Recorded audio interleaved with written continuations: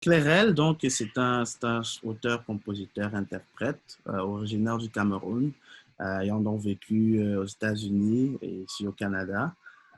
Voilà, qui fait de la musique donc assez basée sur la soul en général, mais qui donc emprunte à tout ce que j'ai pu écouter dans ma vie, donc occasionnellement. Donc, ça peut aller donc du rock, ça peut aller du rock and roll au R&B, au high life, que je mentionne souvent, je pourrais dire Makossa. Et voilà, donc ça fait à peu près 7 ans que j'habite, ça fait 7 ans que j'habite à Montréal, que je suis basé à Montréal. Et donc, du coup, aux États-Unis, vous avez découvert votre passion, on va dire, ou votre don pour la musique à Mhm. travers, en commençant par la guitare acoustique, C'est c'est vrai? ça.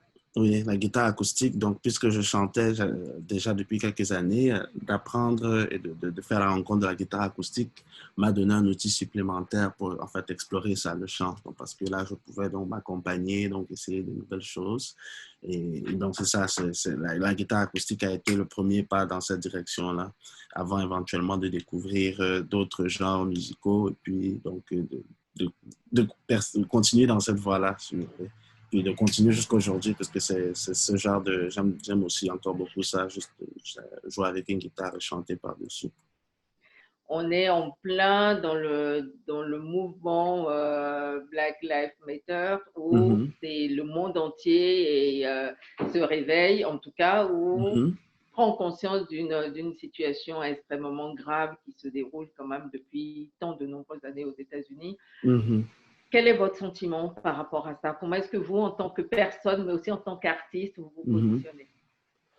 Moi, enfin, déjà, juste en tant que personne, je pense que c'est une bonne chose. Je crois qu'il y a un certain presque soulagement à se rendre compte que, c'est-à-dire, enfin, c'est-à-dire, le monde semble réaliser en fait la gravité de certaines situations qui nous frappent, quoi. Et puis, je pense que pour toute personne qui est née et a grandi en Afrique, je crois que très tôt, si on a prêté une certaine attention à l'histoire, ou bien si on s'est fait éduquer de la bonne manière de ce côté-là, on est conscient très très tôt de toutes les manières par lesquelles certains peuples, certaines communautés se retrouvent marginalisées, se sont retrouvés marginalisés très longtemps, et à quel point est-ce que ça affecte le monde tel qu'on le connaît aujourd'hui, tel qu'on le voit aujourd'hui.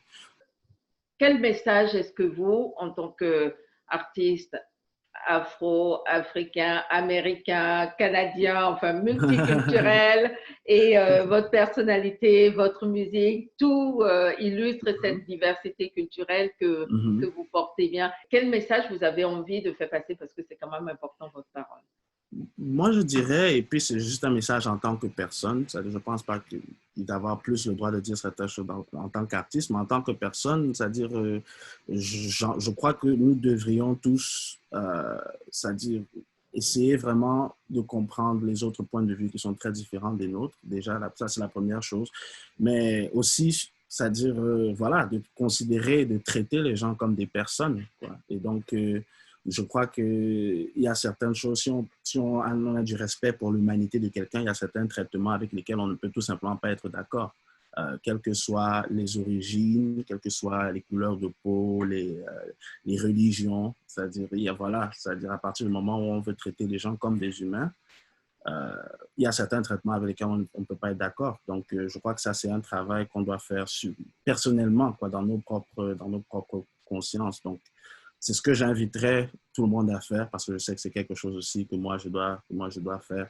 Et puis donc, d'essayer de faire en sorte que nos comportements dans la vraie vie, dans le monde dans lequel nous vivions, soient en accord avec ce que nous croyons.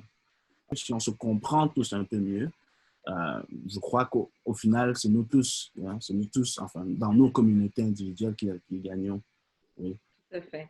Pour revenir à votre spectacle, Mm-hmm. pourquoi il ne faut pas rater votre spectacle le 27 juin à 19h40? Ah, mais parce que je crois que dans le monde, enfin, en général, et aujourd'hui, plus que jamais, je crois qu'on peut tous utiliser une petite pause respiration, quoi. Donc, pensez-y un peu comme votre séance self-care, juste, hein, juste chill, poser. C'est de la musique vraiment douce. Et puis, voilà, quoi. Donc, et puis, je sais qu'on a beaucoup de super musiciens super musiciens dans le festival, des vibes vraiment différentes. Donc, si vous recherchez quelque chose de plus doux et de plus calme, je crois que vous allez apprécier ce que nous avons fait.